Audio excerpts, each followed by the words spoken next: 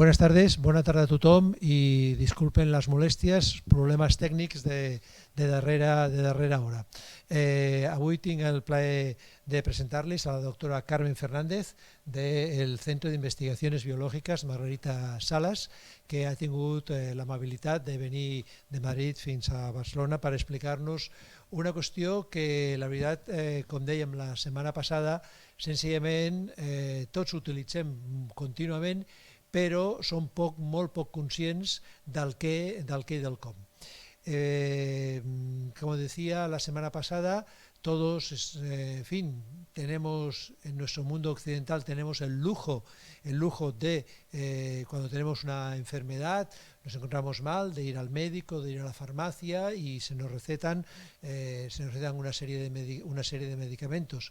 Conocer cómo se ha llegado a esos medicamentos realmente es algo que sí, casi podríamos decir fascinante, es algo fascinante. La doctora Fernández, como digo, yo le agradezco mucho que hoy esté aquí con nosotros. Ella se licenció primero en bioquímica, después hizo su doctorado en químicas y hizo su postdoctorado en Alemania. Y ella, además de dedicarse a lo que es la investigación en el ámbito de la química, pues ella ha trabajado en otros ámbitos como la biología computacional, la química de proteínas, las ciencias de la vida y la espectroscopía. Bien, además de esto, la doctora Fernández pues sencillamente ha combinado esta actividad investigadora con otros aspectos, y es el hecho de que, como otros investigadores, pues ha tomado, ya hace mucho tiempo que tomó conciencia de la importancia de lo que es sencillamente la comunicación científica. Y desde un presupuesto que en esta casa y estas conferencias de lunes de ciencia responde a ello, es el hecho de tener cada vez más presente que los ciudadanos, todos ustedes, sencillamente todos necesitamos conocer la realidad de lo que es el mundo de la investigación y poder penetrar un poquito más y un poquito mejor con lo que es la ciencia, sus procesos y demás. Fundamentalmente con un objetivo, que es el de ofrecer una información lo más fidedigna y lo más clara y lo más positiva posible. La doctora Fernández, como digo, pertenece desarrollo su investigación en el Centro de Investigaciones Biológicas. Es un centro, esos grandes centros de investigación en España, que se fundó en el año 1958 y en él se han desarrollado desde su primer momento investigaciones en el ámbito de la microbiología, la enzimología, la endocrinología, el metabolismo, la neurología, la biología del desarrollo. Y realmente ha sido y sigue siendo uno de los grandes centros de referencia. Pues bien, como decía, sencillamente conocer lo que es sencillamente el desarrollo de un medicamento es algo realmente fascinante. Es como una especie de largo viaje donde hay múltiples obstáculos en todos los aspectos, porque evidentemente para poder llegar a poder crear un medicamento, pues evidentemente se han de pasar muchas fases. Evidentemente, primero se ha de tener unos modelos teóricos de lo que es la enfermedad, conocerla a nivel molecular, a nivel de lo que son las proteínas y demás.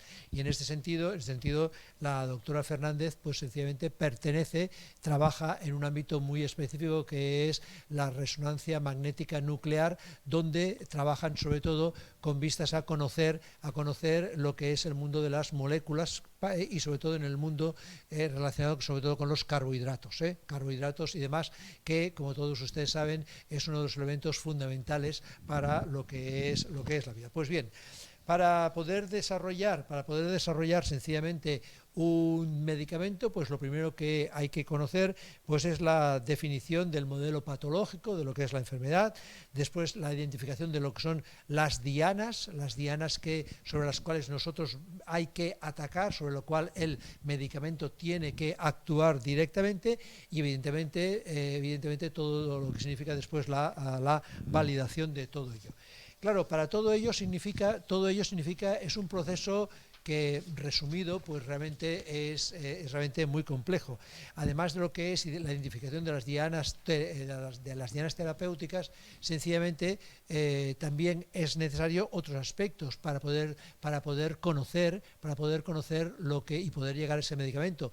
Se necesitan otras técnicas, como es por ejemplo lo que es la utilización cada vez más de lo que es la genómica, lo que es sencillamente la proteómica, la asociación genética, la bioinformática, etc. Entonces, lo que nos encontramos es que cada vez más nos estamos dirigiendo a lo que es una medicina personalizada, y esa porque hemos de tener en cuenta que aquello que ya indicamos la semana pasada cuando sencillamente nos referimos al tema que estábamos tratando, tanto de las enfermedades raras o demás, que es sencillamente que no hay enfermos, no hay enfermedades, sino que hay enfermos. Entonces cada vez más la participación de lo que es la genómica está haciendo que los medicamentos vayan mucho más dirigidos a resolver esos problemas concretos de personas concretas.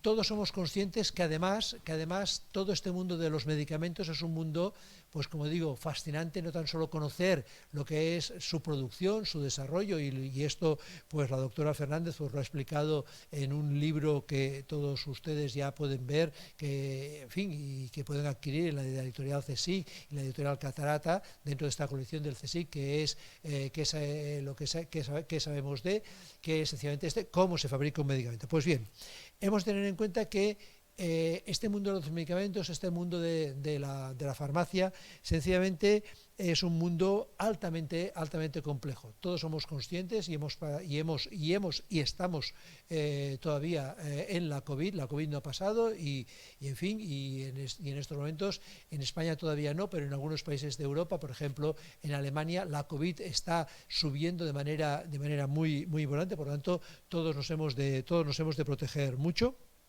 Hemos de pensar que la producción de un medicamento, llegar hasta un medicamento, significan unas inversiones realmente muy importantes. Pero lo que sencillamente hemos de ser conscientes es que hasta aproximadamente el siglo XXI, años 90, la mayor parte de los medicamentos se fabricaban en 3 lugares del mundo, que eran Estados Unidos, Japón y Europa. En estos momentos, lo que es el siglo XXI, hay 2 grandes productores de medicamentos, que son China e India. En estos momentos, China e India sencillamente son los 2 grandes productores de los principios activos, que a su vez han sido importados de Estados Unidos, donde se realiza la investigación. En estos momentos, por desgracia, con el tema de la guerra de Ucrania y con el tema de lo que es la energía, en Europa se es consciente de lo que es las dependencias tecnológicas que nosotros hemos adquirido con otros países respecto a la energía. Pues bien, en el mundo de los medicamentos pues está pasando de alguna manera lo mismo. De alguna manera lo que está planteando cada vez más es que en este caso Europa pues debe seguir invirtiendo en lo que significa la fabricación de medicamentos. Es un mundo realmente complejo, porque como hemos visto con el tema de la COVID. Hay que decir que en el caso de España hemos de ser conscientes que en el caso de España un 70% de los medicamentos genéricos que tomamos en España se fabrican en España. Es decir, y en este sentido esta empresa IPRA, que está en fin, ya en su tercera fase para el estudio y la fabricación de una vacuna contra la COVID, pues sencillamente ha podido llegar a eso gracias a toda la investigación previa que estaba realizando, sobre todo en el ámbito de sanidad animal. Por lo tanto, yo le quiero agradecer mucho a la doctora Fernández que hoy haya tenido la amabilidad de desplazarse desde Madrid aquí para compartir su experto conocimiento, porque realmente, como decía al principio, conocer cómo se llega a fabricar un medicamento es algo realmente fascinante, pero algo realmente complejo. A partir de eso, todos podemos obtener un mejor conocimiento y sobre todo poder hacer un mejor uso de los medicamentos, porque sí que sabemos que de una parte los médicos, cuando te recomiendan determinado tratamiento, muchas veces esos tratamientos no finalizan. En segundo lugar, nos encontramos que hay muchas farmacias personales, es decir, que muchas personas están utilizando los medicamentos de una manera no adecuada. Y tercera, sobre todo, hemos de pensar que muchos de esos medicamentos que nosotros tomamos a veces de manera innecesaria, después esos medicamentos nosotros los excretamos a través sobre todo de la orina. Entonces, claro, esos medicamentos muchas veces van a los ríos, y eso ha provocado pues que, por ejemplo, investigadores del CSIC han demostrado cómo, por ejemplo, una alta tasa de medicamentos puede hacer que peces del río Ebro sencillamente puedan transformar su sexo. Por lo tanto, como digo, es un mundo fascinante, y hoy vamos a recorrer con la doctora Fernández, a la cual le quiero agradecer mucho tanto toda esta investigación que realiza ella y todo su grupo y todo el grupo donde ella está de resonancia magnética nuclear, pero sobre todo también lo que le quiero agradecer es ese impulso, ese trabajo que ella está realizando para difundir el conocimiento a través de las múltiples actuaciones que ella desarrolla en el ámbito de la cultura científica. Por lo tanto, gracias, doctora Fernández, por estar aquí, y sobre todo gracias por ese trabajo tanto a nivel científico como a nivel de comunicación. Todos ustedes, vuelvo a reiterar que disculpen el retraso en lo que es en fin, ha habido unos problemas técnicos con lo que es las comunicaciones. A veces, en fin, todos nos hemos acostumbrado a lo que es las presentaciones online, pero a veces sabemos que las redes pues funcionan como funcionan. Gracias, y pueden ustedes hacer las preguntas a través de lo que es el chat. Gracias. Doctor Fernández. Espero que se oiga bien. Yo creo que está todo encendido. Muchísimas gracias, Luis, por la presentación. Casi has dado la charla tú, y yo no tendría que decir muy pocas cosas y podríamos pasar directamente al coloquio. Agradezco la oportunidad de haber venido aquí a Barcelona a poder contaros un poco de este complejo proceso que a lo mejor no nos imaginamos cuando vamos a la farmacia, ¿no?, a comprar el medicamento, lo que ha supuesto que ese medicamento pueda estar ahí a la venta. Y es lo que quiero yo describir muy brevemente. Cada una de las diapositivas que tengo, espero no enrollarme mucho, porque daría para una sola charla el ahondar, ¿no?, en cualquiera de ellas, pero quiero dar todo ese recorrido, ¿no?, general, desde el laboratorio hasta la farmacia, como ponemos en el epígrafe del libro, de cómo se fabrica un medicamento. Y haceros pensar, ¿no?, que os llevéis todas estas cuestiones a casa y que os sirvan para reflexionar. Y espero, como digo, no enrollarme mucho para que dé tiempo a un coloquio y que nos puedan hacer preguntas y ahondar en alguno de los aspectos que yo cuento.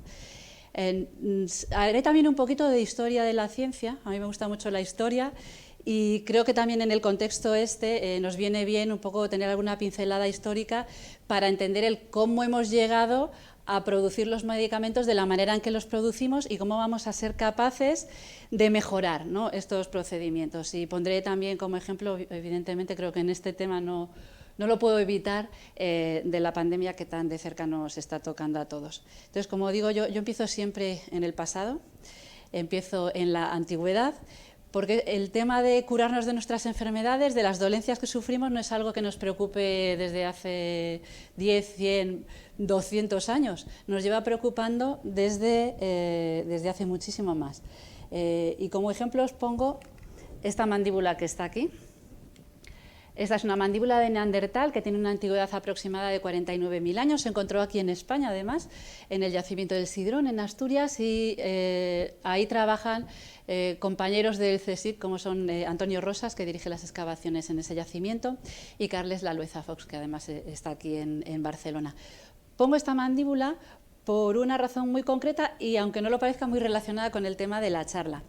En una publicación en Nature, si no recuerdo mal, se presentó un estudio liderado por investigadores europeos, en el que participaban Antonio y Carles, en el que analizaban restos fósiles de Neandertal de diferentes regiones de Europa. En concreto, en esta mandíbula que aquí tenéis, que no sé si se ve muy bien aquí con las luces, en esta mandíbula que aquí tenéis, encontraron dos cosas muy curiosas. Encontraron restos de corteza de sauce, después volveré a eso, y encontraron restos de un hongo, ADN de un hongo, que a todos os va a sonar porque es el hongo del penicilio. El hongo del penicillium es el hongo del que se extrae la penicilina, que a todos nos suena como un antibiótico de uso común, y de la corteza de sauce, no sé si todos los que nos están escuchando lo saben, pero de la corteza de sauce se extrae el ácido acetilsalicílico, que es básicamente la aspirina. De todas las mandíbulas que se analizaron, solo en esta aparecían esos restos, digamos, relacionados con cosas que a día de hoy usamos como medicamentos. ¿Y qué otra característica tenía esta mandíbula? Pues que la mandíbula tenía un absceso dental. Ese Neandertal, dueño de la mandíbula hace 49.000 años, tenía una lesión en la boca. Las otras mandíbulas no tenían ninguna lesión, no tenían ningún resto de fármacos, digamos, pero esta mandíbula sí. Entonces nos está hablando de que hace 49.000 años los hombres los homínidos de aquella época, neandertales en este caso, tenían cierto conocimiento de que podían recurrir a cosas que tenían a su alrededor y que les podían servir, ¿no?, para tratarse de esos dolores que sufrían.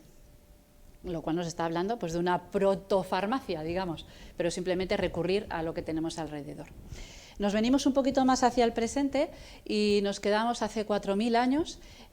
Os pongo esta tablilla que se encontró en Nippur, tiene una datación de 2100 a.C., es decir, 4.000 años en el pasado, y tiene una característica que la trae aquí a esta presentación, y es que lo que está escrito aquí en signos cuneiformes son 14 recetas farmacológicas de lo que yo llamo un boticario de la época, mesopotámico, que vivía en Nippur y que ahí escribió cómo preparaban ellos medicamentos. Nos habla de que utilizan restos minerales, que utilizan restos animales, y nos explican una cosa que ya supone un paso desde lo que hacía el Neandertal, que era comerse directamente la corteza de sauce o el hongo, a lo que hacían ellos. Y es que nos habla de procesos químicos, nos habla de que extraían aquella parte de, por ejemplo, piel de serpiente, que es como empieza la tablilla, lo cocían, cogían el agua la filtraban y después la preparaban con el vehículo que necesitaran. Pues si era para hacer una pomada para curar una afección de la piel, o el que más gracia le hace a todo el mundo cuando lo cuento, que era cómo normalmente administraban ellos lo que ahora sabemos y llamamos principios activos, que era en la cerveza. Entendieron que con la cerveza todo el mundo iba a tomárselo con más alegría el medicamento. Era una cerveza que no es como la nuestra, líquida, era más densa. La cerveza viene precisamente de la región de Mesopotamia y Egipto, y ellos encontraron un buen vehículo ahí. Pero, como digo, nos está hablando de una transformación, nos está hablando de que aprendieron que no era la corteza de sauce en sí lo que servía como fármaco, sino que procesándola podían extraer aquello que era de más utilidad. Y nos lo describen. Esta no es la única tablilla que existe relacionada con conceptos farmacológicos, pero sí es una de las más antiguas y por eso la traigo. En concreto, en esta no habla, mantenía un secreto, ¿no?, de profesional el boticario. No nos dice ni para qué enfermedades las usaban ni cuánta cantidad utilizaba en sus mezclas, pero sí nos está describiendo esa química de cómo procesaban los compuestos que podían recoger de la naturaleza, como digo, plantas, animales o minerales, y cómo los transformaban para curarse sus enfermedades y patologías, o al menos tratarlas, para sufrirlas menos. De aquí a la medicina personalizada que mencionabas tú, Luis, en la introducción, es un recorrido de siglos que nos ha llevado a ir mejorando el proceso y, como decía antes, en algún momento os daré pinceladas de cómo lo hemos ido reestructurando. Vamos a un futuro en el que la medicina se base en nuestra propia genética. No lo he introducido en la charla porque nos llevaría mucho tiempo explicarlo, pero después en las preguntas, si queréis, si tenéis curiosidad, lo podemos ver un poquito más. Pero sí sabemos que nuestra variabilidad genética hace que metabolicemos de forma diferente los fármacos, por lo cual es muy importante también tener en cuenta esas consideraciones y iríamos eso, a curar al enfermo y no a la enfermedad, que siempre resalto, es una frase de Gregorio Marañón, muy famoso médico español y gran humanista, y que además fue el primer director del Centro de Investigaciones Biológicas donde yo trabajo, o sea que también sirva esto de recuerdo hacia Gregorio Marañón. Pues como digo, desde los neandertal hasta lo que estamos haciendo ahora y el futuro al que queremos ir, son siglos, ¿no?, de desarrollo y de mejora de todo el procedimiento de producción de un medicamento. Procedimiento que es muy complejo, como adelantábamos en la introducción. Es muy complejo y muy costoso en dos términos principales, en tiempo y en dinero. Aquí pongo esta diapositiva en forma de embudo con un montón de moléculas al comienzo y que remata en una pastillita que es la que nos podemos ir a comprar a la farmacia. Tiene muchas etapas que describiremos brevemente y aquí resumo un poco los plazos temporales, que lo resalto aquí porque después, como os digo, iremos al ejemplo, ¿no?, de la pandemia e intentaré explicar un poco también de por qué hemos ido un poco más rápido de lo que es usual en la producción de un medicamento. Y, por supuesto, costoso, como nos podemos imaginar. Costoso ya no solo en términos de personal o materiales o de equipamiento que necesitamos, sino de que todos estos compuestos con los que empezamos la carrera, ¿no?, sería una carrera de obstáculos, se van quedando en el camino hasta que, si tenemos suerte, podemos llegar al mercado a comercializar uno de los medicamentos. Ya digo que se nos quedan muchos por el camino. En esta otra diapositiva resumo un poco lo mismo, con los diferentes pasos, las etapas que estaban dibujadas en el embudo, que las describo ahora brevemente. Primero sería el descubrimiento, es decir, buscar la diana terapéutica, aquella diana a la que podemos atacar para la enfermedad en concreto que quisiéramos tratar. Sería identificarla y validarla, es decir, asegurarnos de que esa es la diana de utilidad para la enfermedad concreta. Estamos partiendo de cero, por poner un ejemplo, partimos de una enfermedad desconocida que no sabemos cómo tratar o qué afectación tiene en nuestro organismo. Tenemos primero que identificar y validar esa diana. A partir de ahí, una vez que la conozcamos a ella, podemos diseñar los compuestos que puedan interaccionar con ella y nacería lo que nosotros en la jerga, digamos, de laboratorio llamamos lead compound, el compuesto líder, el que nos sirve de punto de partida para refinarlo, para llegar al medicamento. A partir de ahí haríamos ensayos en laboratorio, con células, o sea, en tubos de ensayo, con células, aumentando la complejidad en animales de experimentación, y volveré un poco sobre eso después, porque me parece también que es un tema ético, ¿no?, importante a considerar en todo este procedimiento. La ética no va a abandonar en ningún momento el proceso de desarrollo de un medicamento. Una vez hemos hecho todas estas pruebas y hemos llegado a encontrar una molécula que parezca segura, que no sea tóxica y que tiene actividad para lo que nosotros la estamos buscando, que sería para tratar una enfermedad, podríamos pasar entonces a ensayos clínicos ya en humanos. Antes de la pandemia, esto lo teníamos que explicar un poco más. Yo creo que ahora con la pandemia todo el mundo se ha habituado a la jerga, ¿no?, de los ensayos clínicos, las fases de 1 a 4, pero también las describiré brevemente después. Esto sería, digamos, todo el proceso, el embudo de antes o la carrera de obstáculos que tenemos que ir superando para ir pasando de una etapa a otra. Lo primero, como decía, es describiros lo que es una diana terapéutica. Sería cualquier sistema de nuestro organismo, una proteína, un receptor, una enzima, cualquier sistema biológico que tengamos en nuestro cuerpo al que podemos dirigir una molécula que permita que se produzca un efecto biológico. Pueda ser inhibir, pueda ser acentuar, dependiendo de lo que necesitemos para esa enfermedad. Este primer paso habría que identificarla. Primero, os describo brevemente pues 2 estrategias, por ejemplo, que me parecen fáciles de comprender, pues para hacernos una idea de cómo esto se hace, pero os podéis imaginar que es muy complejo esta parte. Vamos a poner un ejemplo, ¿no? Imaginemos una piel sana o una piel de un enfermo que tenga un tumor, un melanoma. ¿Qué haríamos? Sería extraer una muestra de tejido, del tejido sano, del tejido canceroso, y hacer una cosa que nosotros en el laboratorio hacemos de rutina, que se llaman geles bidimensionales. No hace falta que los describa, simplemente entendedme que nos sirven para separar las proteínas, y las podemos separar, como está aquí indicado, por su carga y por su masa. No hace falta que lo entendáis, simplemente fijaos en estos juegos de las 7 diferencias, ¿no? Que te ponen 2 ilustraciones y las tienes que comparar. Pues comparemos el de la muestra de tejido canceroso, la muestra de tejido sano. Os lo pongo fácil, aquí lo he marcado, veis que aquí hay un puntito, sería una proteína que no está presente en la muestra de tejido sano, pero sí aparece en el caso del melanoma. Esto nos haría pensar, bueno, pues esa proteína se está produciendo en exceso, no se produce en un tejido sano, pero sí en uno afectado, pues a lo mejor es ahí donde tenemos que investigar. Entonces, ¿qué haríamos nosotros en el laboratorio? Pues vemos la proteína que está en exceso, que la hemos identificado en el gel, la extraeríamos, la aislaríamos, la produciríamos en el laboratorio purificada, aislada, ella sola, sin todo el resto de proteínas. Nos podemos imaginar, un organismo complejo como somos nosotros, nos tenemos que ir a lo más sencillo, no a lo más básico. Pues sería extraerla, aislarla, purificarla y estudiarla. Aquí es donde entra parte de mi trabajo, está puesto ahí, la resonancia magnética nuclear, que mencionaba Luis cuando me presentó. Son técnicas que nosotros usamos de rutina en los laboratorios de todo el mundo para entender cómo son las moléculas, tanto las moléculas pequeñas como las grandes. Después volveré sobre la importancia de entender cómo es la estructura, hacerle una foto, ¿no?, a esas proteínas. A nosotros es muy claro, ¿no? Si a nosotros nos hacen una foto y nos pueden distinguir de otras personas, pues lo mismo con las proteínas, tenemos que distinguirlas entre ellas para poder trabajar. Esto, como digo, se puede hacer experimentalmente con temas como con técnicas como la microscopía electrónica, la cristalografía o la resonancia magnética nuclear, o se puede hacer computacionalmente. Cualquiera de las vías nos permite entender cómo es esa estructura y, como digo, después os explico por qué eso es importante. Otra forma que tendríamos de identificar esas proteínas o moléculas que están afectadas en una enfermedad determinada que todavía no conocemos sería, por ejemplo, utilizando animales de experimentación. Preparar, por ejemplo, ratones.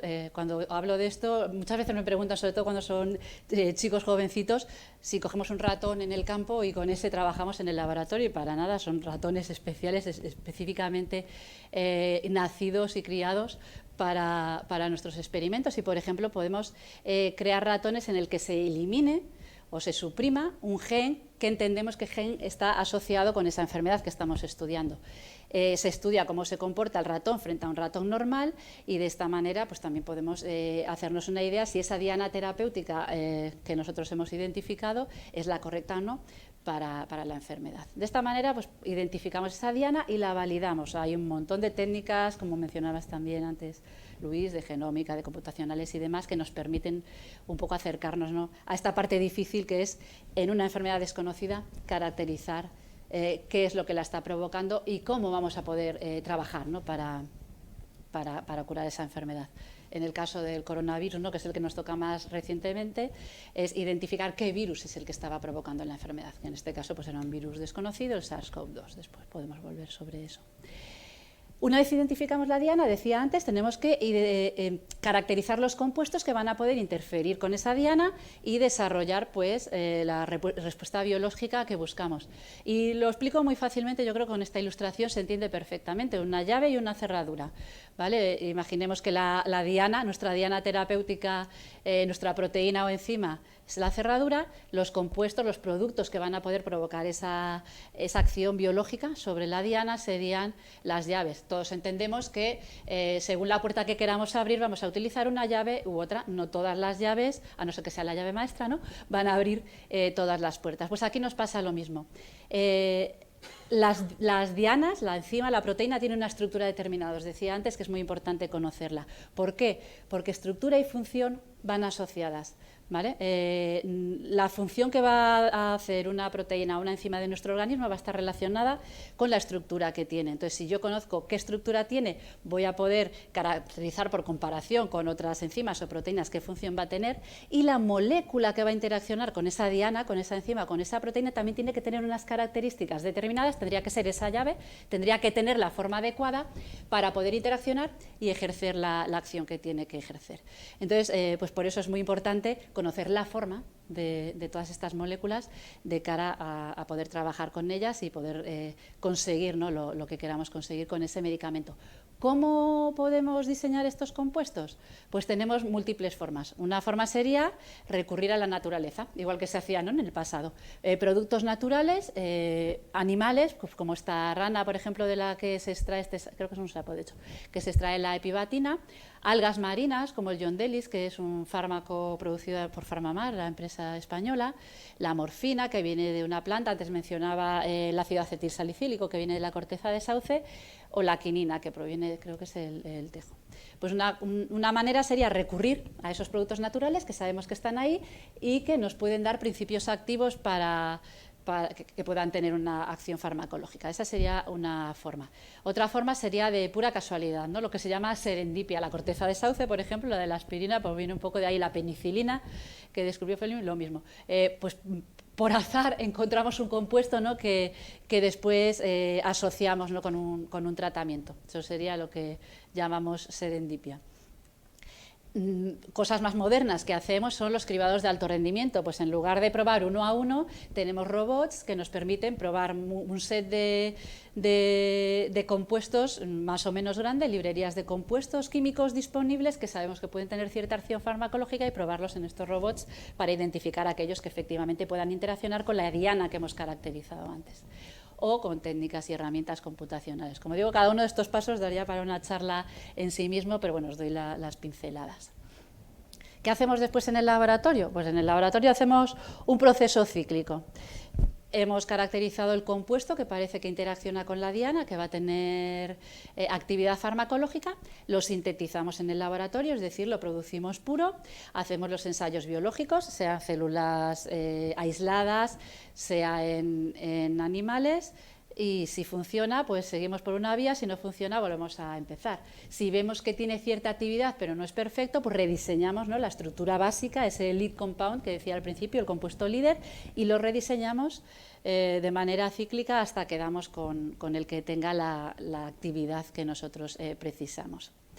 En este punto quiero detenerme, como decía antes, en la experimentación animal y en la importancia de hacer esta investigación con animales. Es fácil de entender, yo creo, que nuestra complejidad, nuestro cuerpo humano, no es lo mismo que un tubo de ensayo en donde tengamos la proteína o la enzima con la molécula aislada en interacción en una disolución. Eso no se parece nada a nosotros, que tenemos órganos, tenemos células que interaccionan entre ellas y que pueden generar ciertas sinergias, por decirlo de alguna manera. Entonces, antes de empezar a ensayar en seres humanos, necesitamos asegurarnos que la molécula con la que estamos trabajando, primero, no es tóxica, es fácil de entender, y segundo, es eficiente, tiene actividad para lo que la estamos buscando.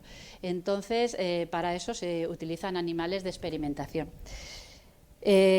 Importante resaltar lo que pongo aquí abajo. Esto no se hace así al tuntún, y yo no llego al laboratorio un día y decido, pues, cogerme 100 ratones y pincharles a todos el fármaco y ver qué pasa.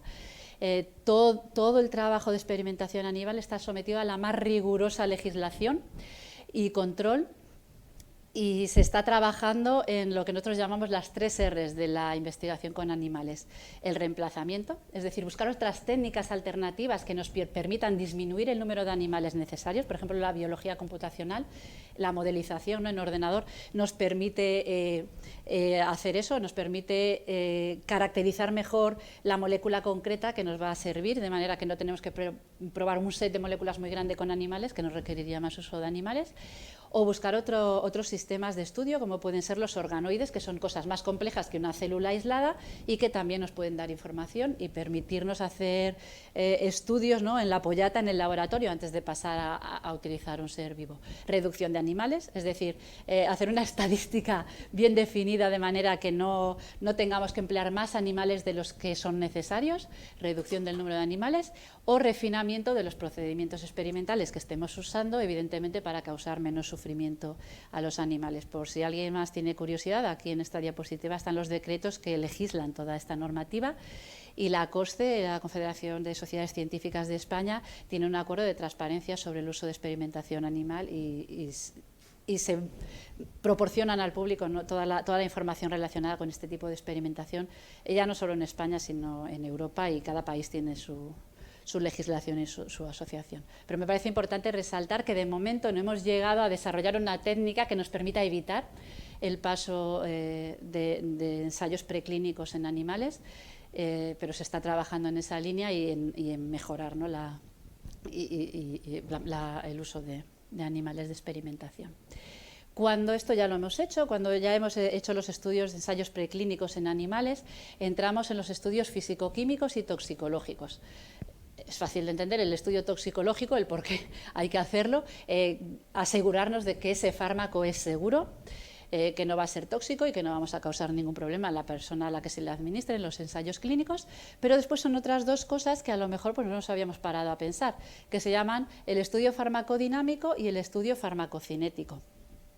El estudio farmacodinámico sería el efecto que tiene el fármaco sobre el organismo. Decíamos antes, somos seres complejos, todas nuestras células están interconectadas, nuestros órganos y demás, tenemos que entender cómo ese fármaco actúa en nuestro organismo. Si a lo mejor no va solo a la diana terapéutica que previamente habíamos identificado, sino que se dirige también a alguna otra, etcétera. Y el estudio farmacocinético, el efecto del organismo sobre el fármaco. Lo más fácil de entender es cómo se metaboliza ese medicamento, por ejemplo. Si se metaboliza de manera muy rápida, una vez nos lo hemos tomado, se metaboliza muy rápido, no le va a dar tiempo a hacer ningún efecto en nuestro cuerpo, entonces no nos va a servir como medicamento.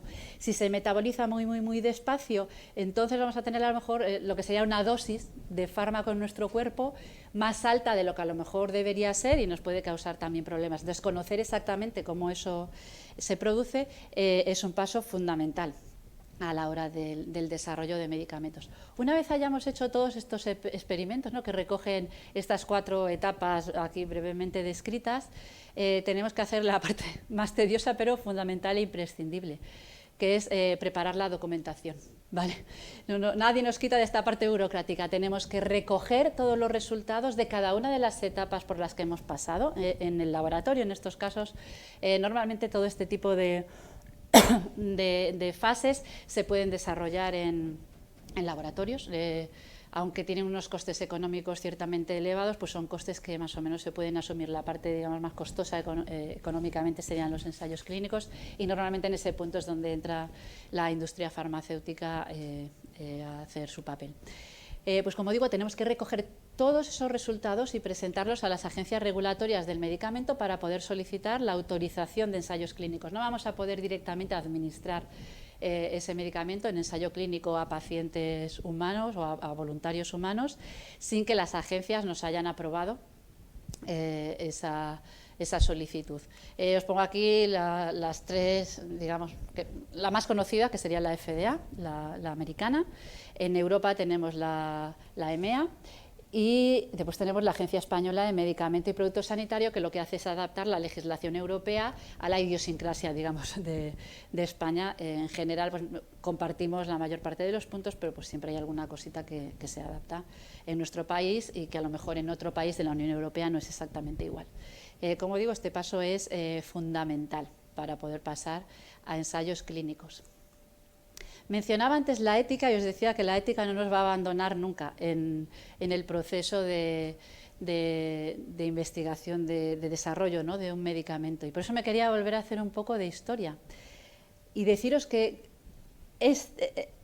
todo esto que yo os he descrito como tan pautado, ¿no?, y tan regulado y tan controlado por la legislación y por la documentación no es tan antiguo.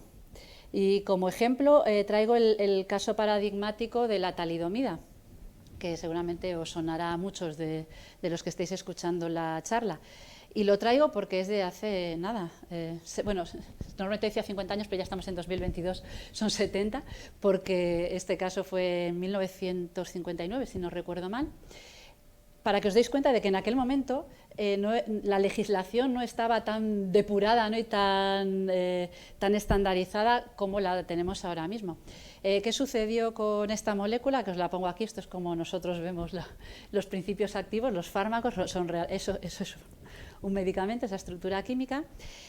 Una empresa suiza estaba buscando tratamientos y encontró esta molécula. En el laboratorio parecía que la molécula era muy efectiva para temas de náuseas y de insomnio, para tratar las náuseas y el insomnio. En aquel momento, como digo, no había unos ensayos tan estandarizados, con lo cual vieron que la molécula parecía funcionar súper bien en el laboratorio con animales y directamente se empezó a administrar. ¿A quién se administraba? Pues problemas de náuseas e insomnio iban muy asociados a una casuística muy concreta que era los embarazos. Entonces empezó fundamentalmente a administrar a mujeres embarazadas. ¿Qué pasó? Cuando empezaron a nacer los bebés de esas mujeres que habían tomado talidomida, se empezó a ver que nacían con deformaciones. ¿Vale? Esas deformaciones se empezó a estudiar qué estaba sucediendo y se asociaron a la toma de este medicamento. ¿Qué pasaba? Esta molécula que está dibujada, la forma química con que nosotros la dibujamos, y este enlace está dibujado así con unas ondas, realmente esta molécula tiene dos formas, son imágenes especulares, forma S, forma R, es como las llamamos en química, pero con el ejemplo de las manos yo creo que lo vais a entender bien. Nuestras manos parecen iguales, pero en realidad son imágenes especulares, una de la otra, no las podemos superponer, es como si nos miráramos, ¿no?, a un espejo. Pues con la talidomida pasaba lo mismo, tiene esas dos formas. Una de las formas es la que tenía esos efectos sedantes, la otra forma es la que tenía los efectos teratogénicos que causaban las mutaciones. ¿Qué pasa? Que en aquel momento la caracterización estructural de estas moléculas no estaba tan estandarizada ni era tan obligatoria como es ahora mismo, de hecho derivado de la casuística de la talidomida. Y en lugar de separar las dos formas y haber caracterizado que una tenía efectos tóxicos y la otra no, la administraba mezclada. Entonces eso dio lugar a muchos problemas y, como digo, cuando esto se descubrió, en Estados Unidos fue donde primero se paralizó el uso de la talidomida y donde empezaron a trabajar en esta línea. Y se introdujo entonces obligatoriamente, pues como digo, esas etapas, ¿no?, de caracterización que antes pues no se estaban realizando de forma tan exigente como se están haciendo ahora. Este es uno de los casos paradigmáticos, ¿no?, del tema. Y tan relacionado con la ética en la investigación y con la importancia, en este caso, de los consentimientos, sería algo que todo el mundo conoce. Aquí pongo, este es Mengele, el desgraciadamente famoso médico nazi, y conoceréis todos pues toda la experimentación que se hacía en los campos de concentración nazis. En todos, no solo en Auschwitz, que era donde estaba Mengele, pero en todos pues, se aprovechaba de los prisioneros que estaban ahí con la excusa de hacer estudios, pues, como por ejemplo a qué temperaturas podía sobrevivir un ser humano, y los metían en bañeras congeladas, a qué altura se podía caer un paracaidista de un avión sin sufrir daños, y entonces los lanzaban, o estudios con niños o gemelos, que a todos nos sonará desgraciadamente. De los juicios de Nuremberg en los que se juzgaron a estos médicos, salió la primera declaración, digamos, de derechos humanos y de ética en la experimentación de esos juicios, como digo. Pero cuando cuento esto, que todo el mundo conoce, pongo otro ejemplo, que es Shiro Ishii, es este señor, médico militar japonés, que durante la guerra con China, en una época aproximadamente similar, estableció una base, entre comillas, secreta, que es la que se conocía como Unidad 731, y desarrollaban experimentos muy similares a los que se hicieron en los campos de concentración. Como digo, es muchísimo más desconocido, seguro que a nadie le sonaba el nombre de Shiro Ishii, pero además lo que es más doloroso es que en este caso a ellos no se les juzgó, al igual que a los nazis sí se les juzgó. Se consideró que se podía intercambiar el conocimiento que ellos habían extraído de todos estos experimentos a cambio de no meterlos en la cárcel, y como digo, pues a los japoneses nunca se les juzgó por todo el mal que habían hecho en esa zona de China con prisioneros, y lo que es peor, con los habitantes de los pueblos de alrededor, donde contaminaban pues las aguas para ver cómo se produce, qué pasaba, extendían toxina botulínica, otras enfermedades en la zona. Entonces, pues me gusta también contar estos otros casos un poco más desconocidos para que reflexionemos, ¿no?, sobre cómo se estaban haciendo las cosas. Como digo, de este tipo de experimentación ha salido toda la ética que ahora mismo regula la experimentación, la importancia de tener en cuenta los consentimientos, ¿no?, de las personas que van a participar en un ensayo clínico, la justicia a la hora de aplicarlas. Pues no pongo más ejemplos, pero podríamos ir en otros ejemplos, ¿no? Como los estudios de la sífilis usando población negra en Estados Unidos, cuando ya existía una vacuna, un medicamento para la sífilis y demás, que han hecho que se introduzcan, ¿no?, otros principios de justicia, benevolencia en la experimentación con pacientes humanos, que es importante que conozcamos y que nos sirvan para reflexionar. Todo esto nos ha llevado a las fases de ensayo clínico, que, como decía antes, ahora a todo el mundo le suena, ¿no?, de la vacuna. Tenemos 3 fases, una cuarta que no está aquí en el esquema, pero que ahora os explicaré. En la primera fase se empieza con grupos muy reducidos de voluntarios sanos, entre 20 y 100 aproximadamente, de población de estudio, y el objetivo es demostrar la seguridad que antes habíamos caracterizado con animales, confirmar que en voluntarios humanos sigue siendo seguro, y determinar la dosis de aplicación de ese medicamento. Una vez la fase 1 la superamos y va todo bien, pasaríamos a la fase 2, que es la que se llama de exploración terapéutica. Aumentamos el grupo, pasamos a tener entre 100 y 500 personas, serían no solo voluntarios, sino también pacientes de la enfermedad que estemos estudiando, y ahí de nuevo seguimos evaluando la seguridad e intentamos identificar posibles efectos adversos muy graves que se van a detectar, ¿no?, en las primeras fases y al principio, y confirmar eficacia de ese fármaco que estamos estudiando.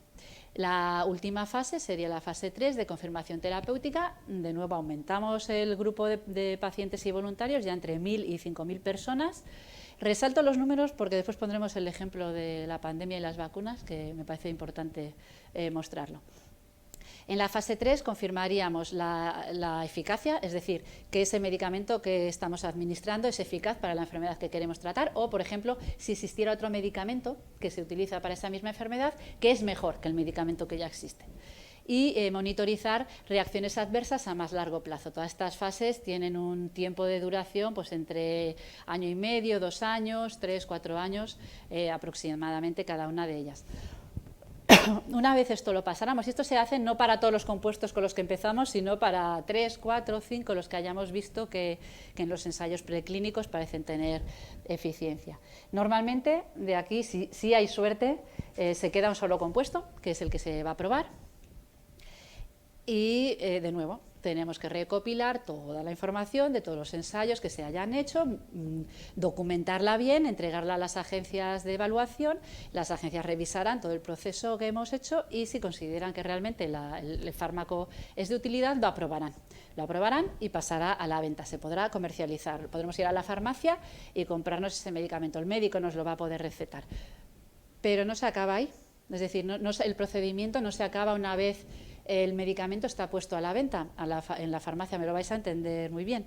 Yo he hecho las pruebas en un máximo de 5.000 pacientes y os decía al principio, cuando hablábamos de la medicina personalizada, que la variabilidad genética influye mucho en el modo en que metabolizamos los medicamentos.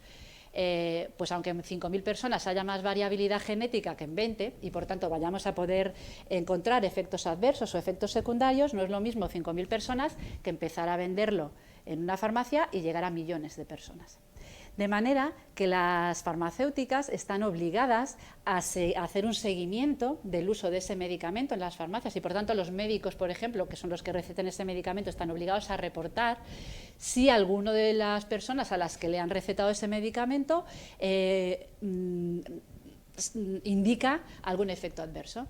Por eso los prospectos de las medicinas, a veces hacemos la broma de que son como sábanas, que llevan ahí un montón de indicaciones o contraindicaciones, pues porque se van añadiendo conforme el medicamento entra a la venta y lo va tomando más personas, se sigue vigilando y se detectan pues esas contraindicaciones. A lo mejor en los 5.000 pacientes pues ninguno se tomaba otro medicamento, pero ahora en cuanto lo pones en la farmacia, pues algún enfermo crónico que se está tomando una medicación por su enfermedad crónica, pues se toma un ibuprofeno y se ve que hay una interacción entre el ibuprofeno y el otro fármaco y lo tienes que reportar. Por eso a veces te pone, pues no se tome este medicamento si usted está tomando esta otra cosa. Pues como digo, esa sería la fase 4, que se llama fase de posvigilancia. Ahí seguimos trabajando sobre eso. Si se reportaran efectos adversos muy graves, el medicamento se retiraría de la venta y muchas veces a lo mejor en las noticias os suena haber escuchado esta casuística, que se hayan retirado medicamentos y es por este motivo. No habíamos llegado a tener un set, no un grupo de personas tan grande que hubiéramos podido detectar pues esas interacciones, esas variabilidades genéticas que afectan. De esta manera, ¿qué tenemos? Después de todo este proceso tan largo, un medicamento, la sustancia que nos tomamos para prevenir, curar o aliviar la enfermedad. Os pongo aquí lo que es, nosotros estamos acostumbrados a esto, a ir a la farmacia a comprar esta caja de aspirina o el Aricept, que es un medicamento para el Alzheimer. ¿Qué es lo que hay detrás de esto? Pues sería el principio activo. En la aspirina es el ácido acetilsalicílico, que ya lo dije, en el Aricept se llama donepezilo la molécula. Estos son los principios activos que, como decía antes, van a actuar contra una diana terapéutica, y aquí, por curiosidad, os dibujo las dianas terapéuticas del ácido acetilsalicílico y la enzima. Esta es la estructura, como la vemos nosotros, los científicos. ¿A esto qué le tenemos que añadir? Le tenemos que añadir excipientes para darle forma. El principio activo normalmente es una cantidad tan pequeña que no nos la podríamos tomar. Necesitamos que vaya acompañada de esos excipientes, primero para poder tomárnosla, asegurarnos que estamos tomándonos la dosis que hemos caracterizado, que es la necesaria, y llevarlo al sitio donde queremos que llegue. Decía antes que no quiero que se me metabolice en cuanto me la meto en la boca, que quiero que llegue a hacer la acción en su diana. Entonces necesitan excipientes. Los excipientes van a variar según esté haciendo una pastilla, esté haciendo un jarabe, esté haciendo una crema. Entonces eso pues es la formulación, ¿no? La presentación. Entonces este sería todo el proceso largo que decíamos al principio y costoso. Os retomo el embudo, ¿no? Para que lo entendáis un poco mejor. Largo, costoso en dinero y en tiempo. Y ya para acabar quería explicaros un poco de cómo podemos reducir esos tiempos y esos gastos. ¿Lo podemos hacer o tenemos que echarnos 12 años para tener un fármaco para tratar una determinada enfermedad? Porque claro, ahora es muy fácil de explicar, ¿no? Con la pandemia. Hay veces que la urgencia nos hace que necesitemos el fármaco ya, que no nos vale para dentro de 10 años, que lo necesitamos para antes de ayer prácticamente. Otros ejemplos, las enfermedades raras, enfermedades que afectan a un número de personas tan pequeño que no las hace, entre comillas, rentable para ser aproximado a su estudio, pero que sí que son importantes para tratar a esas personas. Si conseguimos reducir los gastos, va a ser más fácil poder localizar, poder tener medicación para esas enfermedades raras. Y la otra pandemia un poco olvidada, la resistencia a los antibióticos. Es una emergencia global que yo creo que se nos está olvidando y que no estamos teniendo en cuenta. Las bacterias están resistiendo los antibióticos, las bacterias mutan tan rápido que son capaces de adaptarse y hacerse inmunes a los antibióticos que usamos para tratar las enfermedades provocadas por bacterias, y eso está provocando un problema global que es verdaderamente ya una pandemia. No sé si a alguno le habrán hecho alguna vez con alguna infección un análisis de la resistencia de la bacteria que le esté afectando a los diferentes antibióticos, y es muy deprimente ver cuando pone resistente, resistente, resistente, resistente a la lista de antibióticos más utilizados. Pues en todos estos casos sería importante, ¿no?, encontrar estrategias, y estrategias tenemos. Estrategias que en algún momento fueron por serendipia, y ahora lo explicaré con algún ejemplo, pero que ahora estamos estandarizados. Las más importantes que pongo aquí, el reposicionamiento, porque es lo que más se ha utilizado en la pandemia del coronavirus, ahora volveré sobre ello, que es tomar medicamentos que ya existen, que ya se están utilizando para alguna enfermedad en curso, que ya han pasado todas las etapas, que ya sabemos que son seguros, que sirven, pues ver si son válidos para otras indicaciones terapéuticas, otras enfermedades que a lo mejor cursen con sintomatología parecida. ¿Qué pasa? Que nos ahorramos un montón de experimentación, porque ya tenemos los ensayos clínicos hechos y demás. Solo tendríamos que ver si valen para la nueva indicación, y si valen, sería pues hacer los ensayos clínicos para la nueva indicación. Ahora os lo pongo en un esquema. Y otra estrategia que sí se usa mucho también, sobre todo pues en el tema de los antibióticos, es la reformulación. Os decía antes, cambiar la estructura, ¿no? Tenemos la estructura básica, pues cambiar un poco la presentación o la formulación. Sabéis que hay ibuprofeno efervescente, en pastillas, líquido, pues sería eso. O cambio la forma de presentarlo, siempre demostrando que tiene más eficacia que el original, porque si no, no se utilizaría, o reformulando la estructura. En el tema de antibióticos se está usando mucho. En el tema de antibióticos, como digo, las bacterias mutan tan rápido que se hacen resistentes. Lo que se está haciendo mucho es ni siquiera reformular, irse a los antibióticos del pasado, a los de los primeros años, de los años 40, de los años 50, que ya no se estaban usando porque las bacterias se habían hecho resistentes, pero ya se han olvidado. de cómo eran esos fármacos, porque ya no están en interacción con ellos, con lo cual podemos retomarlos de nuevo y les damos un poquito más de vida. O adaptar, hacemos familias de antibióticos, tenemos el antibiótico, digamos, el líder, el compuesto base, pues reformularlo, cambiar un poco su estructura para que entonces las bacterias no lo reconozcan y nos sirvan para atacarlas. Esas dos serían las estrategias. Aquí os pongo ejemplos muy conocidos de reposicionamiento. Voy a empezar por abajo y voy a dejarme para el final el primero que está ahí, porque me parece importante resaltarlo.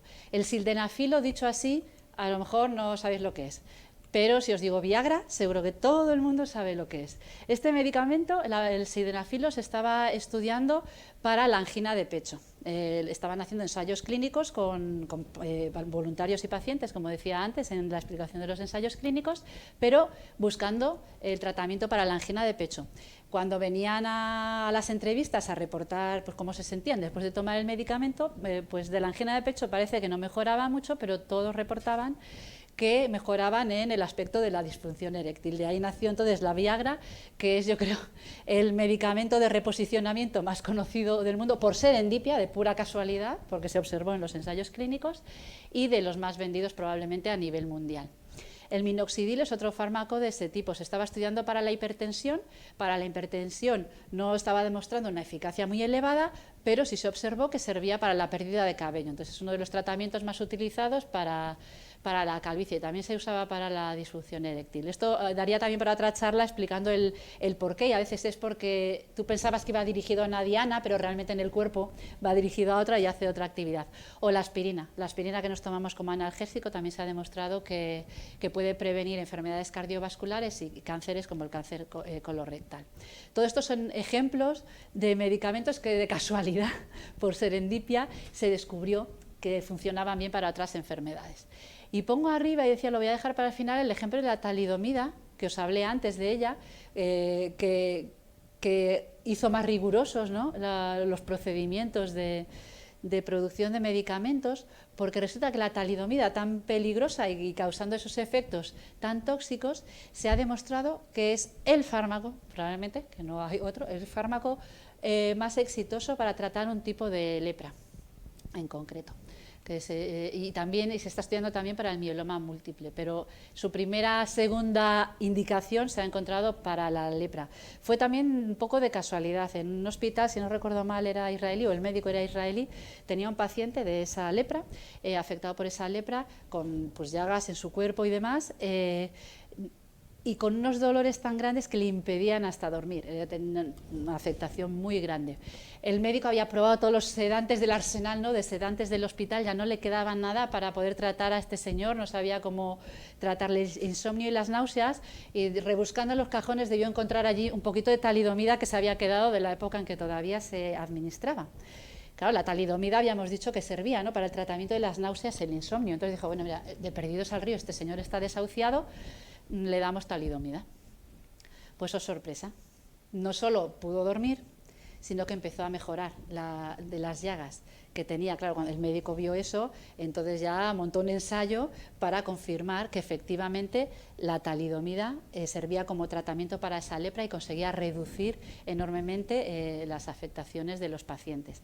¿Qué se hace? Como sabemos que la talidomida da muchos problemas teratogénicos, lo que se hace es que a los pacientes, hombres y mujeres, porque no lo dije antes, pero los hombres que se tomaban talidomida, lo que se ven afectados son las células reproductoras, los óvulos y los espermatozoides. Entonces, aunque no fuera la mujer la que tomaba talidomida, si era el hombre el que tomaba la talidomida para sus náuseas o insomnio, también causaba problemas en los bebés. Entonces, hombres y mujeres que estén en tratamiento de esa enfermedad de lepra, al mismo tiempo les hacen un tratamiento anticonceptivo durante el periodo en el que están tomando talidomida, para que no haya ningún riesgo de que se produzca un embarazo y pueda causar problemas.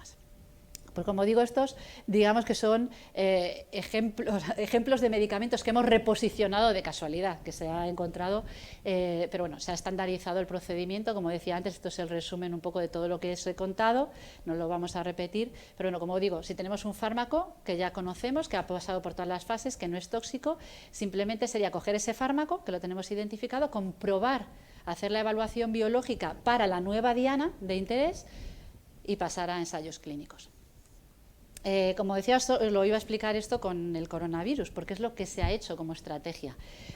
Como teníamos una emergencia global y teníamos prisa, digamos, por llegar a tener tratamientos para los enfermos de coronavirus, lógicamente, pues todos los investigadores del mundo se pusieron a buscar fármacos ya existentes, antivirales, que desgraciadamente tenemos muy pocos y por eso no fue muy exitosa esa búsqueda, a trabajar, ¿no?, en identificar si alguno de esos antivirales que ya teníamos o fármacos que usábamos para enfermedades que cursaban, a lo mejor pues con neumonía o con sintomatología parecida a esta nueva enfermedad del coronavirus, pues se hicieron por reposicionamiento. Ahora no recuerdo exactamente los números, pero en abril de 2020, que lo busqué yo creo por última vez en la página de la Agencia Española del Medicamento, un 75% de los ensayos que había de coronavirus en aquel momento en España eran ensayos de reposicionamiento, de buscar nuevos fármacos ya existentes que pudieran actuar.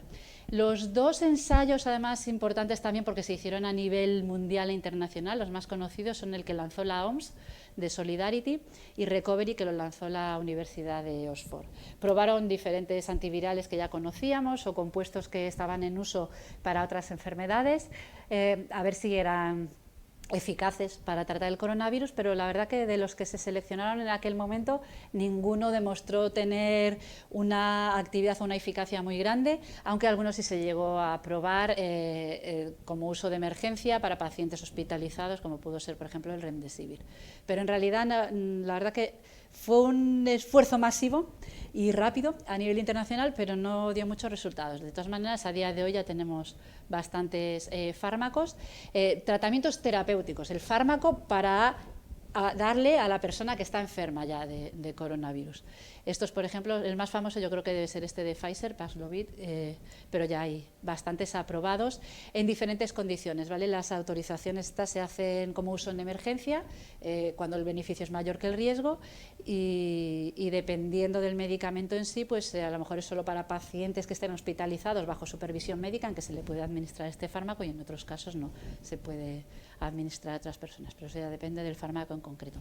Como digo, estos serían tratamientos terapéuticos, los medicamentos de toda la vida. El otro sería el tratamiento preventivo, ¿no? Serían las vacunas, sería buscar algo que impida que nos vayamos a infectar. Cierto es que las vacunas que tenemos del coronavirus no son preventivas, no nos impiden la infección, pero sí son muy buenas para tratar la enfermedad grave, es decir, para evitar que desarrollemos la sintomatología más grave. Y claro, ahora me podría decir todo el mundo, pero claro, las vacunas en 2 años, me has dicho que se tardaban 10 o 12.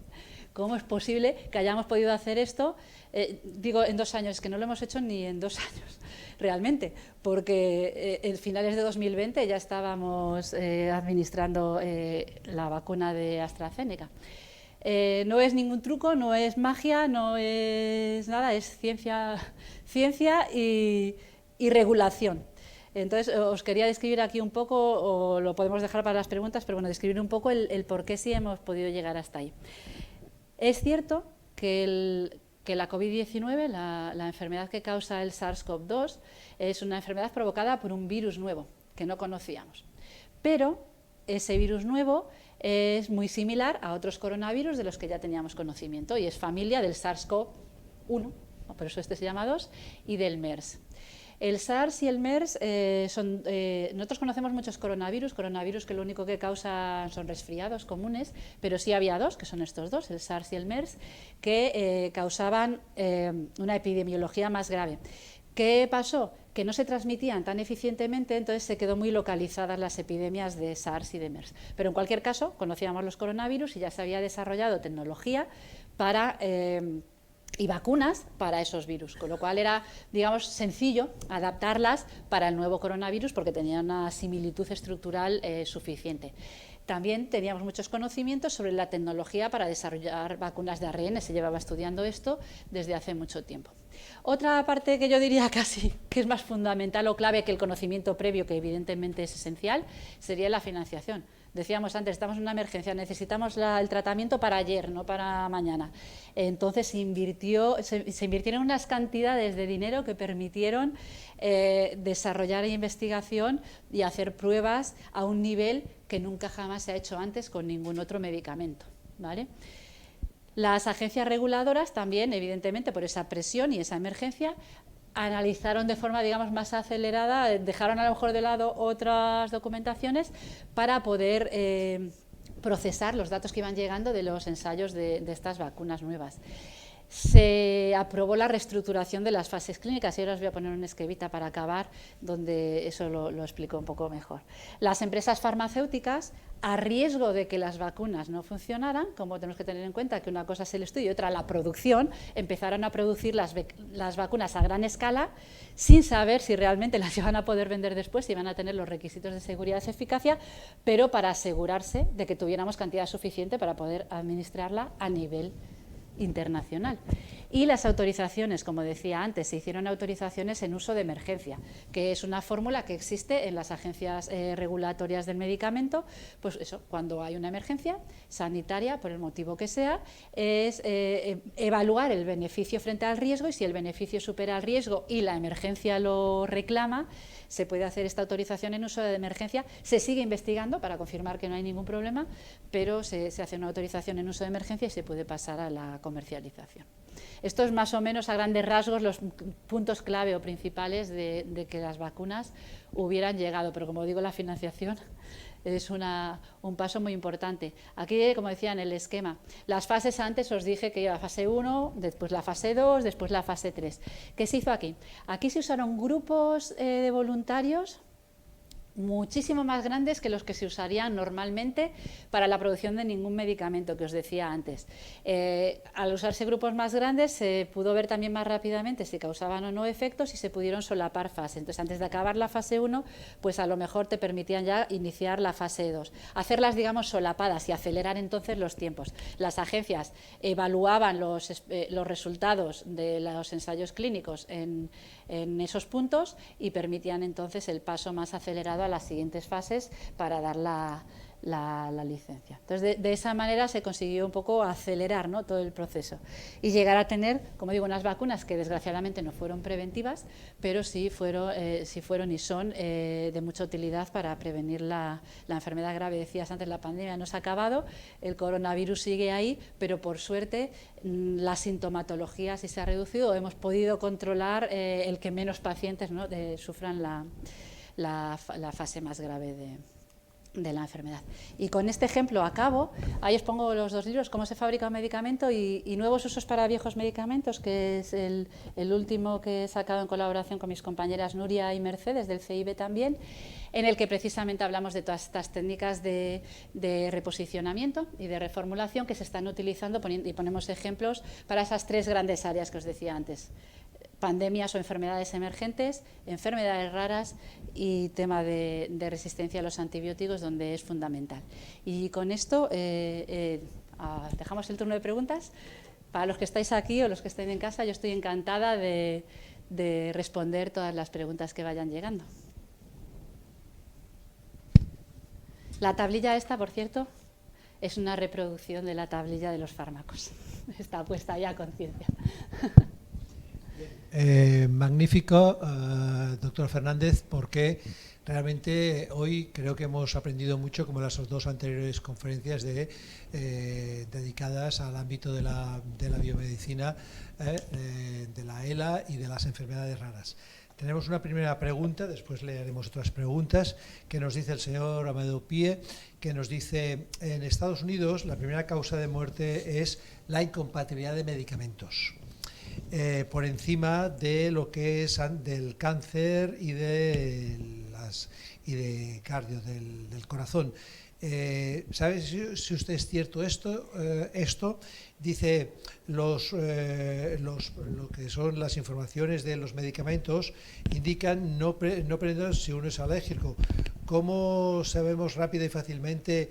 ¿Existe una cláusulas de protección legal, o sea, respecto a todo lo que es las informaciones que nos dan en lo que es esas especificaciones y demás? No sé si entiendo bien la primera parte. No tengo los números exactos para saberlo. Tendría que buscar si es verdad que es la primera causa o no.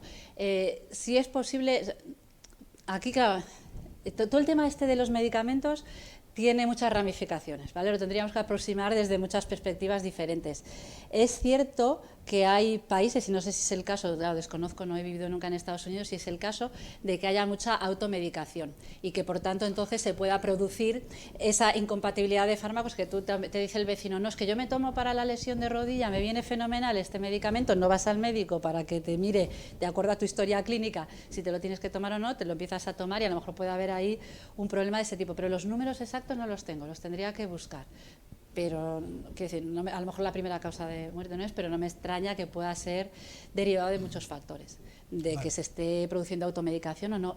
La segunda pregunta no sé si se refiere a la... Lo que ahora he entendido yo mucho mejor la pregunta, vamos a ver, dice, las indicaciones, los prospectos indican que es mejor no tomarlos. Entonces dice, el señor Pie dice, esto no es como para una protección legal, es decir, para las farmacéuticas protegerse delante de posibles demandas creo que y demás. Entiendo un poco mejor, o sea, que te pone, bueno, lo de que te digan que es mejor no tomarlo, en principio no creo que, o sea, no lo dicen así, pero bueno, entiendo que se refiere a que te lees el prospecto y te salen tantas contraindicaciones que te preocupa, ¿no? Y dices, pues no me lo tomo, que voy a acabar mejor.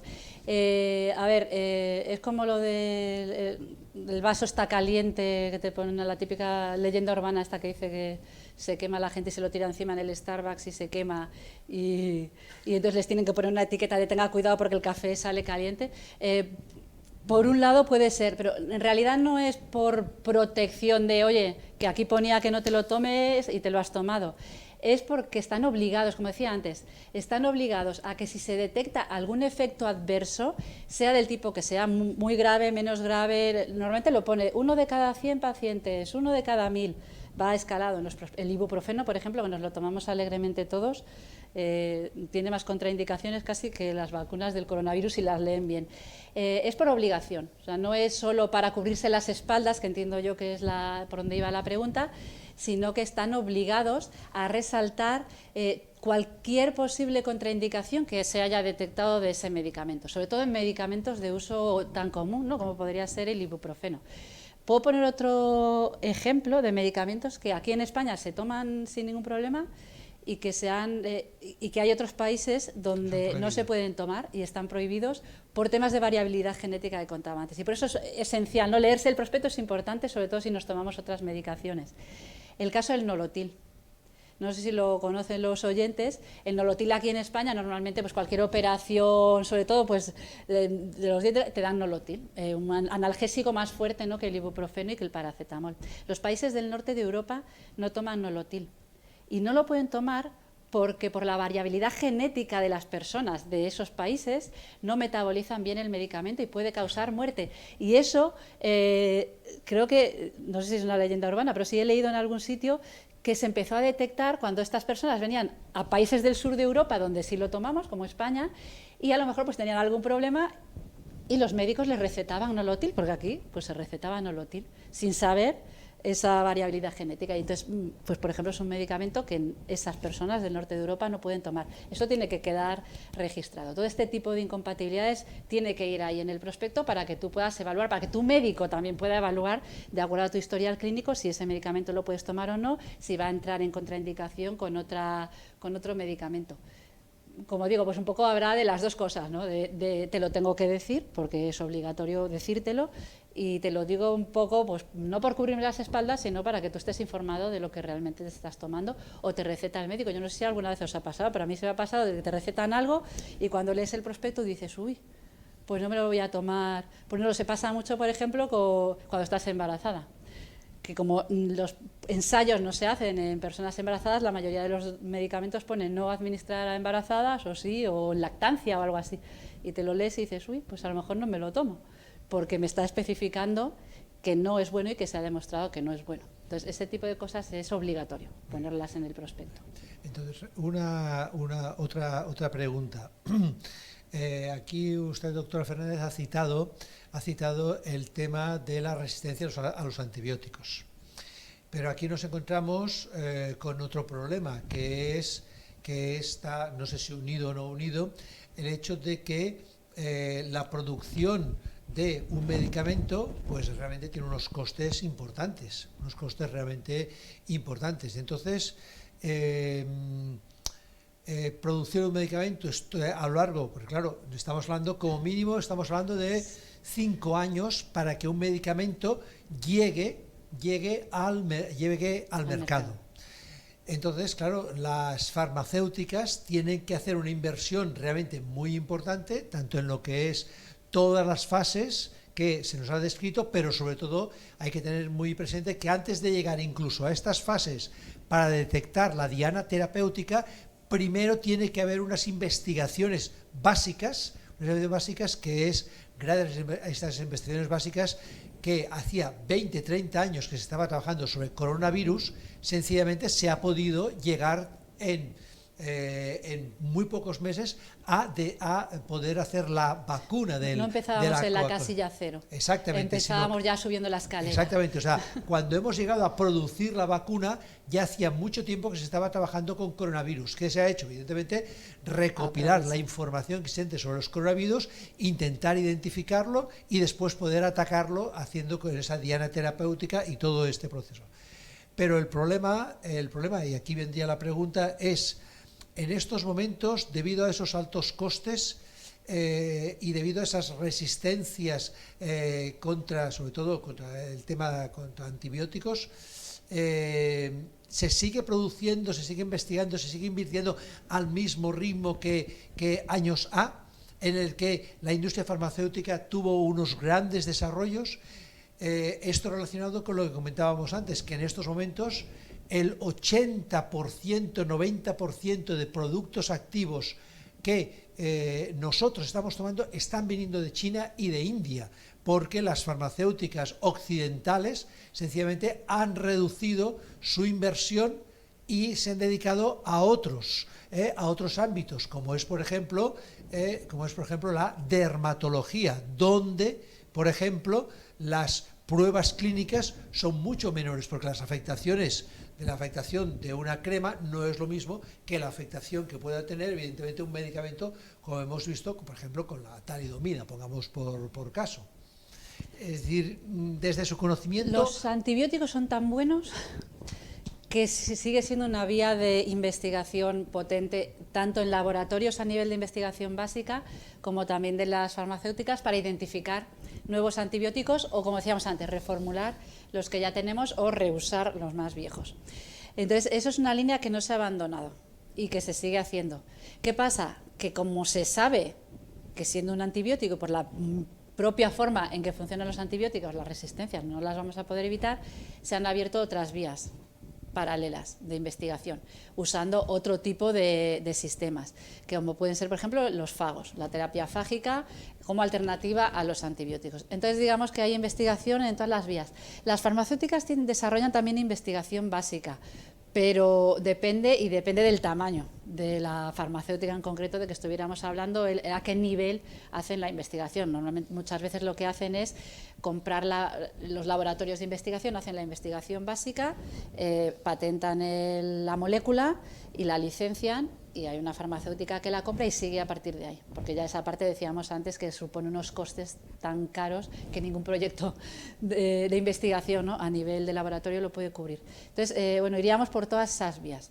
Es cierto que no se abandona de todo, o sea, y se sigue buscando antibióticos, pero sabiendo que va a pasar lo que va a pasar y que hay que buscar alternativas a eso. Cuando decías lo de China e India, hay otra razón, que aquí no he explicado nada de este tema, solo lo he dicho ahora mismo, que es el tema de patentes y de los medicamentos genéricos. Se producen mucho en China e India, lo que se producen son genéricos. Una vez que las patentes ya han vencido en la parte occidental, en América o en Europa, el medicamento se puede seguir produciendo, va a seguir funcionando y se produce lo que se llama genérico. Es el mismo principio activo, los mismos excipientes o excipientes similares y más económico. Cuando las patentes se liberan, entonces en India y en China, ahí es donde empieza la producción masiva. O sea, esa es otra de las razones por las que ahora mismo China e India son productores a gran escala de medicamentos, pero son normalmente medicamentos que ya están fuera de patente. En el caso, por ejemplo, del coronavirus, también lo que se pidió es que, como ellos tienen una estructura muy sólida de producción de medicamentos, es que se permitiera de alguna manera flexibilizar esas patentes para que allí también se pudieran producir. Pero con el tema de patentes es es un tema también complejo de tratar, por eso aquí no lo había incluido. Pero cuando lo dijiste antes en la introducción lo pensé y ahora que lo vuelves a traer yo creo que merece la pena un poco también mencionarlo. Y en relación a todo esto hay un aspecto que pienso que sobre todo a las personas que nos están escuchando, pues sencillamente es importante, que es esa relación entre lo que es la inversión pública en lo que es la investigación, y después esa transferencia a lo que es el mercado, que es algo que es realmente complejo, no es algo sencillo. Entonces, desde tu punto de vista, ¿cómo ves en el caso sobre todo de España y demás, cómo piensas en qué punto estamos? ¿Hay una buena transferencia? ¿Hay dificultades? Porque claro, hemos de pensar que primero hay una inversión pública importante a lo largo de mucho tiempo que crea la base de conocimiento necesario, pero después se ha de llegar a que alguien compre esa patente sencillamente y pueda desarrollarla y pueda explotarla y pueda, claro, ese desarrollo, todo esto que nos ha explicado la doctora Fernández, claro, todo eso significa una inversión por parte de la farmacéutica, de la empresa, pues realmente que no es baladí. No es baladí. Siempre nos viene la pregunta típica, ¿no?, de las farmacéuticas, digo, no son ONG, son empresas que invierten mucho dinero y que lógicamente, como cualquiera que montara un negocio, ¿no?, quieren que retorne de alguna manera, ¿no?, las ganancias y los beneficios. Entonces hay que mirarlo desde esta perspectiva. Es cierto que su área de trabajo es un área que a todos nos toca de cerca, que es la salud, y entonces se puede ver mala praxis a lo mejor, y hay mala praxis en ciertas actuaciones. El tema de la transferencia en España es que hay transferencia.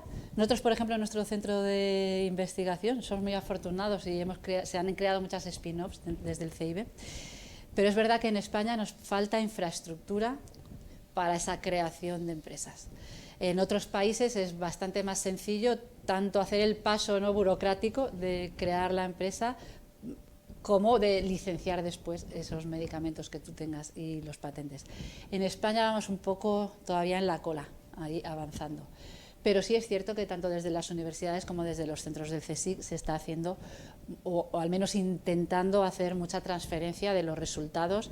No es solo importante la divulgación que comentabas antes, ¿no?, contar lo que hacemos para que la gente entienda mejor temas complejos como puede ser este, sino transferir esos resultados a cosas tangibles, a aplicaciones. Se está haciendo, cada vez se está haciendo más, pero yo creo que vamos un poco lastrados por la legislación en general en España. Y una última, aparte de una felicitación de la señora Claudia Contreras, que nos dice que enhorabuena por la conferencia. Gracias, señora Contreras. Más anecdótico, lo que la doctora Fernández ha empezado hablando de lo que es la penicilina en la sauce hace 40.000 años, en esta cueva del Sidrón, con los neandertales y demás.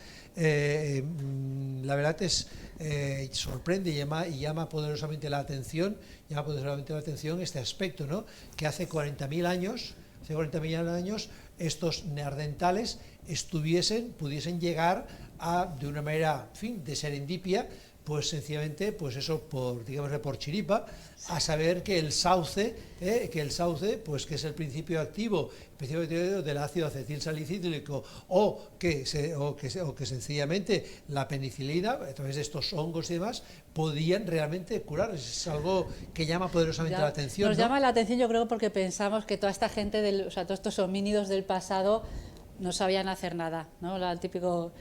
Pero yo creo que esto no lo vamos a saber nunca. Los neandertales o los sapiens, los primeros, no dejaban huella escrita de nada. Los primeros, la escritura nace en Mesopotamia, por eso también la tablilla, ¿no?, el primer registro escrito que podemos tener de medicamentos es ese.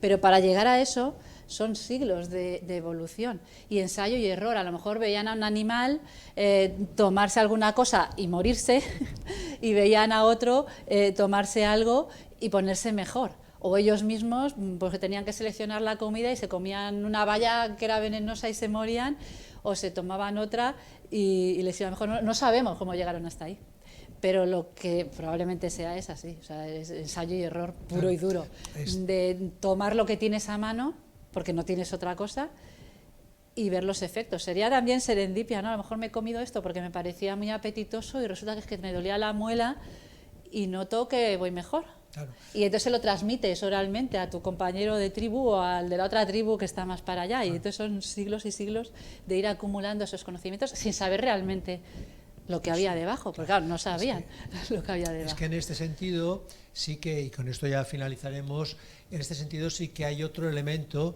que ya está a caballo también con la ética. La doctora Fernández nos ha hablado de la ética respecto al tema de animales y demás, que como sabemos, pues bueno, es una de las claves para poder avanzar en la investigación.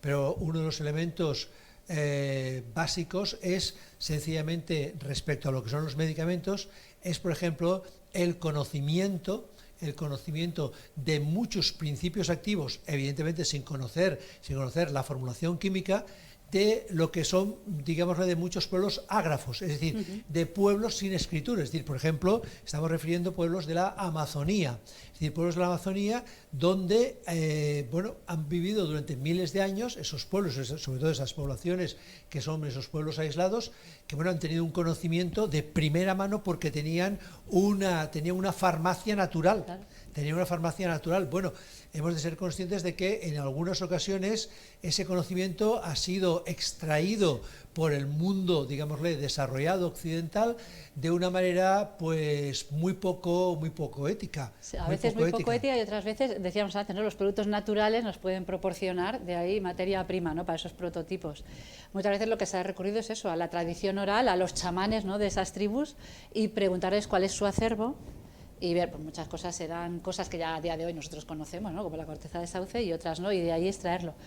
Pero esto, ahora que lo estabas diciendo, me recuerda el caso hace unos años, no recuerdo exactamente el año ni el nombre, desgraciadamente, de la científica, porque era una mujer, que se llevó el premio Nobel por el descubrimiento de un tratamiento frente a la malaria, la artemisia, una mujer china.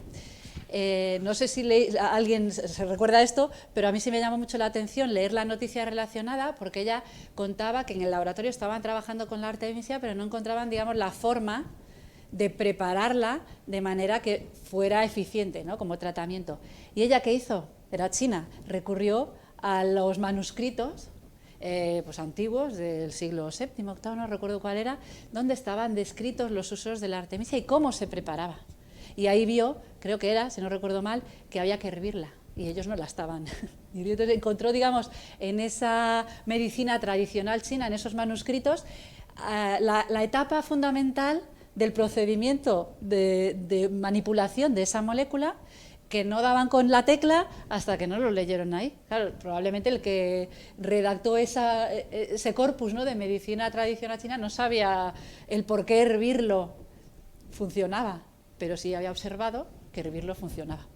Y de ahí nos viene, o sea, el explorar esos manuscritos. Yo creo que no lo debemos desdeñar, porque ahí también hay mucho conocimiento que a lo mejor se nos está pasando a nuestros ojos modernos, digamos. Sí, es lo que, sí. En fin, sobre todo en el mundo de la publicidad alimenticia, de alimentos, y lo que todos conocemos y demás, lo que son en catalán las receptas de l'àvia, las recetas de la abuela, que evidentemente han llegado ahí a través de una transmisión de generaciones en generaciones de cómo, por ejemplo, preparar los alimentos, que, bueno, pues todos sabemos que, en fin, esta famosa frase, comemos lo que somos lo que comemos, que ahora evidentemente eso, sobre todo en fin, está en proceso de transformación debido a la llegada de los alimentos ultra procesados. Pues muy bien, lo vamos a dejar aquí. Sobre todo le vamos a agradecer a la doctora Fernández, que esperemos que sencillamente el tercer libro ya no sea cómo se fabrica un medicamento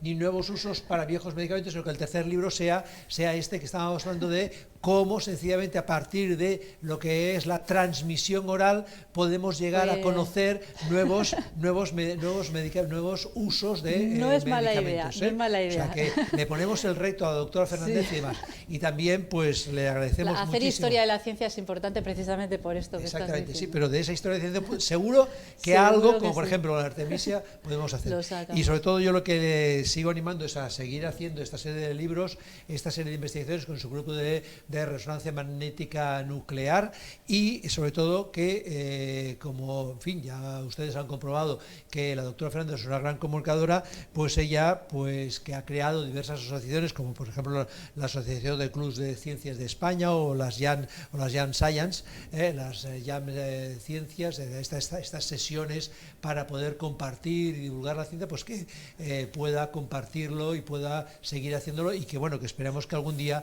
la pueda hacer aquí en Barcelona con todos nosotros. Gràcies a tots ustedes, gràcies a tots vostès. Els esperem al proper dia 7, dilluns 7, que tractarem que la conferència serà sobre la malaltia del Parkinson. El dilluns dia 7, cuidin sobretot amb el tema del coronavirus, que està pujant de manera important i no ha passat, i sobretot les persones més grans tinguin en compte que s'ha de fer ja la quarta dosis de la vacunació. Muchas gracias, doctora Fernández, por estar hoy aquí, por hacer este ejercicio de querer compartir su excelente conocimiento, y gracias por esta conferencia tan excelente y tan divulgativa y sobre todo, como decimos en catalán, tan entenedora, tan comprensiva para todos. Gràcies, i ens veiem el proper dilluns dia 7 a les 6 del vespre aquí a la residència en un nou dilluns de ciència amb aquesta xerrada de la doctora Carmen Gil, també del Centro de Investigaciones Biológicas de Madrid, que nos explicará sobre qué significa la enfermedad de Parkinson. Gràcies i tinguin molta cura. Gràcies. Gràcies.